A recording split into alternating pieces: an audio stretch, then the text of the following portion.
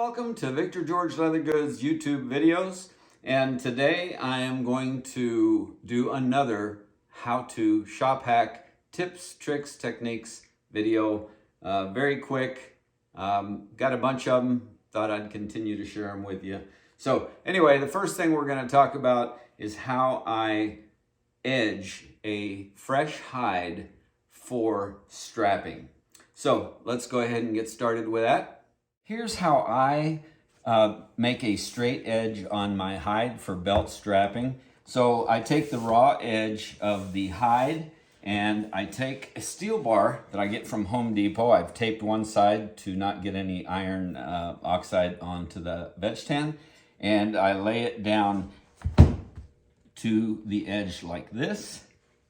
That thing's about 10 to 12 pounds. It doesn't move, but I still use these quick grip on the edge of my bench, and that's just going to alleviate any more potential movement.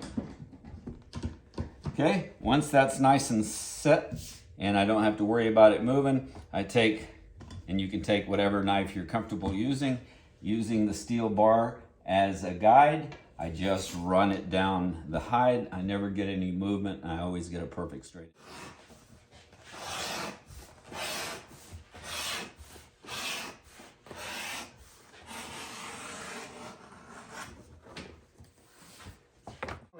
Making a lined gun belt, so to speak, a great platform for carrying a firearm. So it's a 2-ply piece. So both of these sides have been glued and are prepped for pressing together. Get yourself some Reynolds parchment paper. Yep, parchment paper, and lay it on your belt. That way there won't be any premature sticking. So what I like to do is my liner piece is about, see, the belt is 1.5 inches, the liner piece is 2 inches. So I place that on there, and then as I go, I don't have to worry about that prematurely sticking. And I will press this up against that leather. And as I go, we just move the parchment paper. And again, I don't have to worry about the belt on this end sticking. I can just concentrate here on pressing it firmly onto the center of that liner. And it's just one of these steps that could come in real handy if you've ever had the belt stick, especially with a quality contact cement. You know how difficult that is to stop your process. So anyway, this belt is now glued. I am going to rub it with a roller. I'm going to press it, and then I'm going to let it set and cure for a while before I begin the stitching process. All right, just a little parchment paper tip for you. All right, real quickly, I want to explain how I dye my belt straps. Seems like this tips video is mostly belts, but anyway, if we've ever used a dauber on a large item like a belt, we know that we get streaking, we get excessive dark spots. It's just not a real good way of dyeing a belt. So you can go to your local leather supply houses and get these foam sponges. You can cut them to size and use these as your dye applicators. What I have found works just as good is these foam body sponges that I get from my local checker, auto hobby shops, those type of places. And then I cut them to whatever size I need. Take myself a little dish, fill it up with dye or put some dye in there, and then I just use these sponges in this manner. And you can literally dye an entire belt with this in 3 or 4 swipes. It usually, if you're quick enough, dyes very evenly. This was a 1-coat job. I may do it again. It will darken it though. But anyway, use these instead of daubers, and you'll find your dyeing jobs are faster and better. Continuing on the belt theme tips. So this dark brown one here on my left is your standard issue belt system. So it's nothing more than a folded over turn back, 2 Chicago screws, and a belt keeper. Single ply, about 9 to 11 ounce leather. Makes for a very traditional and standard issue belt. All right, so on the second one here, the raw leather belt. So if you have a belt strap that is a couple of inches shy, all of this can be used for the length. And the way I do that is I just take a separate piece of leather and I wrap it around the end of the belt itself. That gives me at least a couple of inches of extra length on the belt if you need it. It's a very simple and can be very attractive add-on to any belt feature. Here in a minute, I'll take that apart to show you what the inside looks like, how I butt it up against the buckle tongue.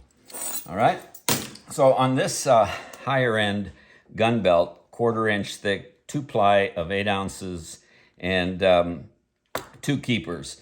And the way I do this one here is it's your typical single ply fold over, a keeper, and then I like a second keeper, but this is removable. I will show you how I employ that, and we'll take these 2 belts apart. I'll show you that, and then we'll move on. So here's this particular style of belt taken apart.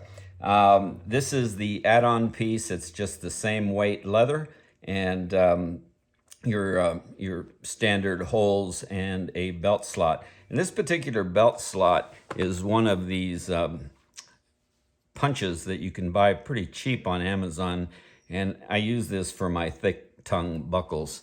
And anyway, so once you have that, you take your belting. Now, if you'll notice, if I were just to fold this over and then attach the buckle here, I would lose all of this potential length. So I cut it straight. I take the belt and I cut a notch in the center and I match it up with the slot here on the belt. Of course, then I would add my keeper. Of course, we're gonna add the buckle, and then Chicago screw those both down. So that gives you at least 2.5, 3 inches of extra belting. Okay, let me take the other one apart, and I'll show you the added keeper feature, and then we'll move on to a different subject. This final belt, I've attached the fold over, the turn back, exactly the same way as I did on the last one that I showed you. However, on this one here, it has a second liner of the same weight, which gives it that 1/4 inch thick use. And of course, it's sewn and lined. So I add my typical keeper in between the 2 Chicago screws. And depending on how the belt will fit, I usually add a little piece of leather onto a second keeper, and then that is screwed into that bottom Chicago screw.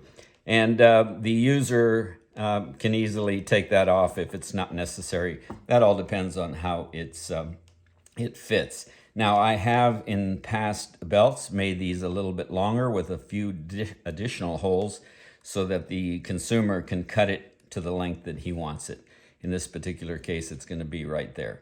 All right, so the final thing is use some thread locker blue, and that allows it to eventually be undone down the road. And let's take a moment and talk about loop irons or loop sticks, whatever you want to call them. These here are from my harness days. They're loop irons, but you can make them yourself from any leftover belt straps that you had.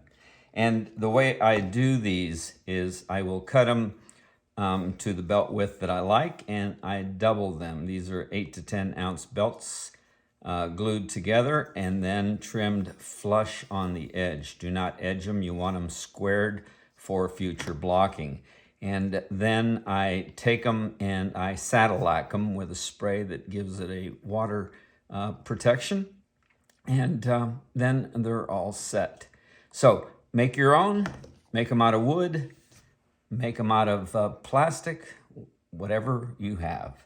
So these are really handy. Now let's take this one step further, and I'm going to show you how I make a belt loop or a belt keeper for a 1.5 inch belt using this loop stock. All right, so the first thing that we're going to do is these are the keepers, and they are all sewn. I don't necessarily recommend using staples or rivets.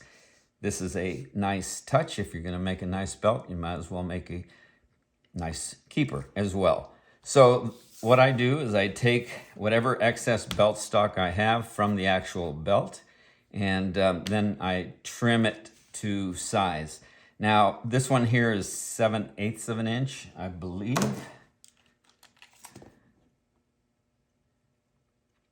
Yeah, just about 7/8 of an inch. You can cut that width to whatever is pleasing to you. I think for a 1.5 inch belt, that looks good. So for a 1.5 inch belt keeper, single ply, I cut a strap to 5 3/8 of an inch. On the grain side, I will make two measurements, a 1 inch measurement, and this is where I skive to feather or lap skive, and then 1 3/8 to an index line for gluing purposes here in a minute. So on the flesh side, I make the same two measurements for my lap skive and for my index line. Once you have that, then you can go ahead and edge both sides, burnish, dye, establish an initial crease line if you like, and then let the glue set up, and you have basically this right here. So these have been glued to the index line, both flesh and grain side. They are set for tacking. And then I take the ends and I place that right at that index line. Squeeze them together. And then I take my loop stock and I run it over that. And as you can see, there's a little bit of resistance. You don't want that just to fall on there. You want that really pushed on. And then you take your pricking iron, find the center,